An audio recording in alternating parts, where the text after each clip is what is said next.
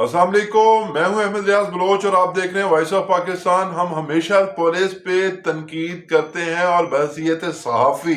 जहां पे गलत काम करते पुलिस नजर आती है हम यकीनी तौर पे उन्हें आड़े हाथों लेते हैं और उन पे तनकीद करते हैं, अफसरान बाला तक उनकी गलतियों को पहुंचाते भी हैं। लेकिन बहसीयत सहाफ़ी हमारी ये जिम्मेदारी भी है कि अगर पुलिस कोई अच्छा काम करे तो उसे अप्रिशिएट भी करना हमारी ही जिम्मेदारी है ताकि उनकी हौसला अफजाई हो। 4 नवंबर 2023 को पेश आने वाले वाक़ये ने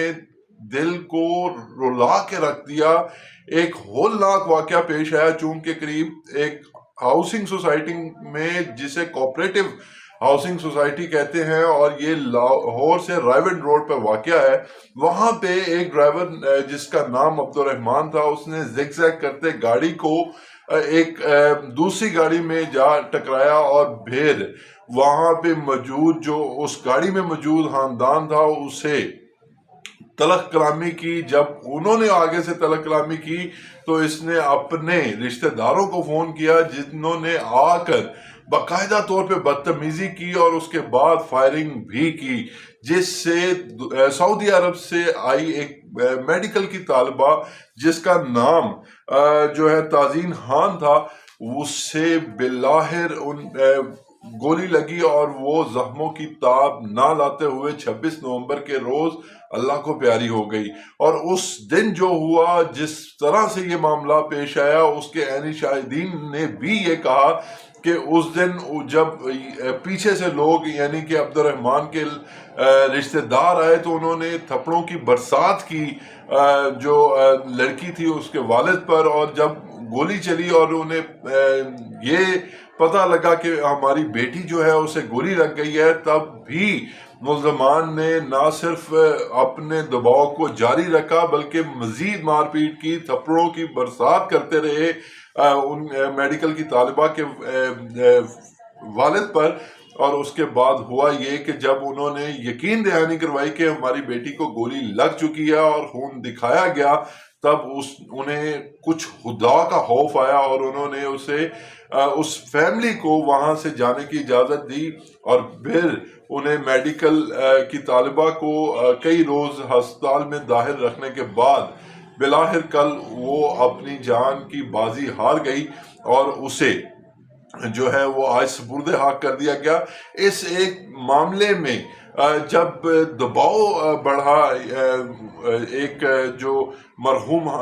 बच्ची थी उसके वालिद पर, तो उसके बाद हुआ ये कि 11 नवंबर को वालिद साहब ने इस एक दरख्वास्त को, इस एक कार्रवाई को आगे करने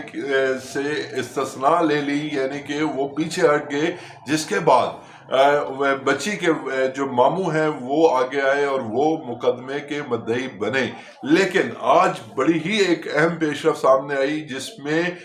जो DIG इन्वेस्टिगेशन है इमरान किश्वर, उन्होंने एक बहुत ही आला काम किया है और मैं ये समझता हूँ कि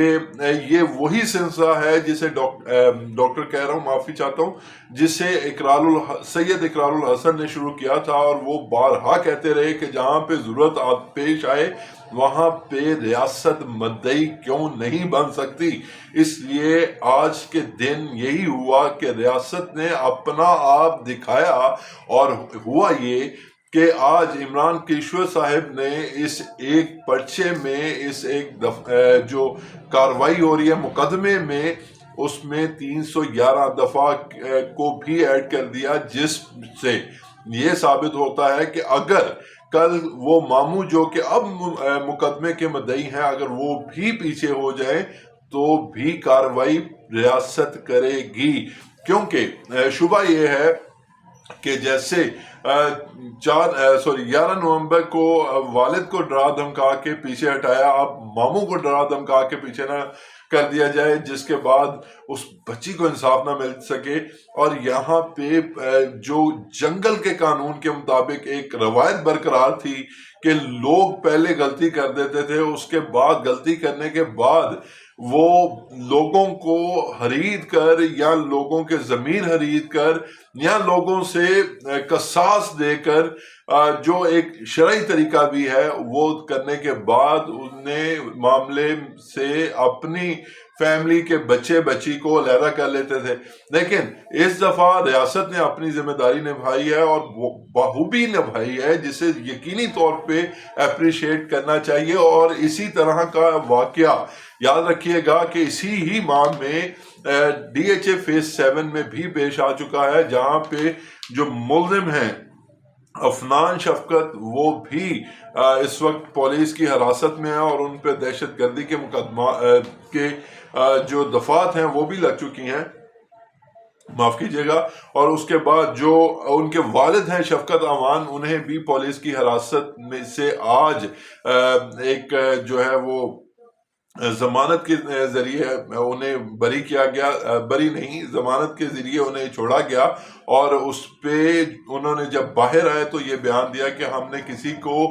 کوئی رشوت یا کسی قسم کا ڈرایا دھمکایا نہیں۔ تو یہ باتیں صرف اور صرف باتیں ہوتی ہیں، مسئلہ صرف یہ ہے کہ جتنی دیر تک مدعی ایک جو ہے مقدمے کی پیروی نہیں کرتا اتنی دیر تک کوئی بھی معاملات آگے نہیں چلتے، اور جب مدعی پیچھے ہو جاتا ہے تو اس کے بعد ہوتا یہ ہے کہ وہ کیس وہاں کا وہاں بند ہو جاتا ہے۔ اس حوالے سے بیسیوں ایگزامپلز ہیں، جس میں ریمنڈ ڈیوس قتل کیس بھی ایک بہت بڑی ایک پہچان بنا تھا کہ کیسے قصاص لے کے اس سے ریمنڈ ڈیوس کو یہاں سے باعزت طور پہ یہاں سے یو ایس اے واپس بھیجا گیا۔ تو اس حوالے سے اگر وہ میں ایک شعر عرض کروں کہ مدعی لاکھ برا چاہے تو کیا ہوتا ہے، وہی ہوتا ہے جو منظور خدا ہوتا ہے۔ جو بھی معاملات ہو اس میں بیسیکلی دیکھنا یہ ہوتا ہے کہ کیا